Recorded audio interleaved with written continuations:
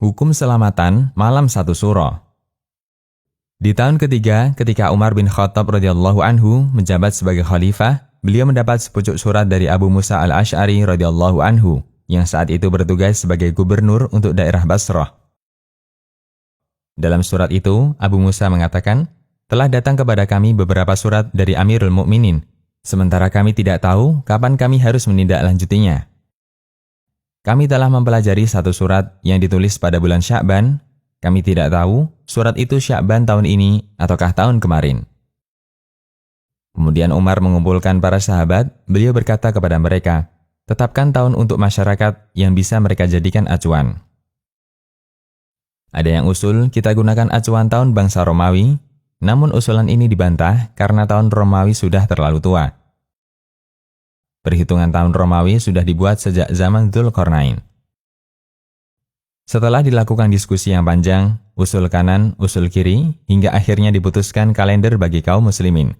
Tahun pertama adalah hijrahnya Nabi SAW ke Madinah. Dan bulan Muharram ditetapkan sebagai bulan pertama dalam kalender Hijriah, Mahdu As-Shawab. Kalender Hijriah hanya masalah administrasi. Jika kita perhatikan latar belakang penetapan kalender Hijriah di zaman Umar, kita bisa menyimpulkan bahwa penetapan ini dilakukan murni terkait masalah administrasi. Artinya, keberadaan kalender Hijriah sama sekali tidak ada kaitannya dengan masalah ibadah atau peribadatan apapun yang dilakukan para sahabat. Kaum muslimin di zaman Nabi SAW dan Abu Bakar bisa melakukan berbagai macam ibadah dan aktivitas keagamaan mereka meskipun kalender Hijriah ketika itu belum ada. Sama sekali tidak ada ketergantungan mereka terhadap kalender Hijriah. Demikian pula di zaman Umar radhiyallahu anhu, setelah beliau tetapkan kalender itu, beliau tidak mengadakan acara tertentu atau peringatan tahun baru atau salat malam tahun baru dan seterusnya. Karena itu, segala bentuk ritual ibadah, baik sholat, puasa, zikir, doa, atau aktivitas ibadah apapun yang dikaitkan dengan tahun baru tidak pernah dikenal di zaman Nabi SAW maupun para sahabat.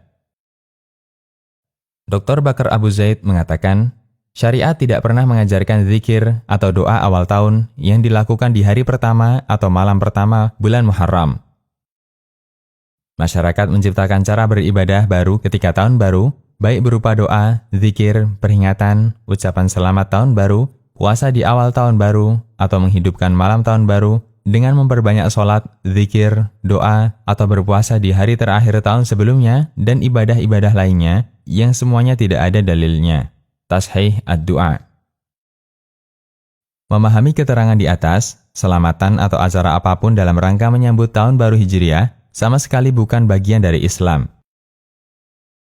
Karena itu, sangat jauh jika acara semacam ini diniatkan dalam rangka syiar Islam.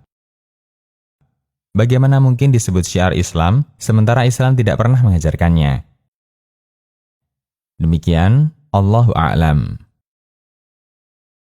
Konsultasi Syariah.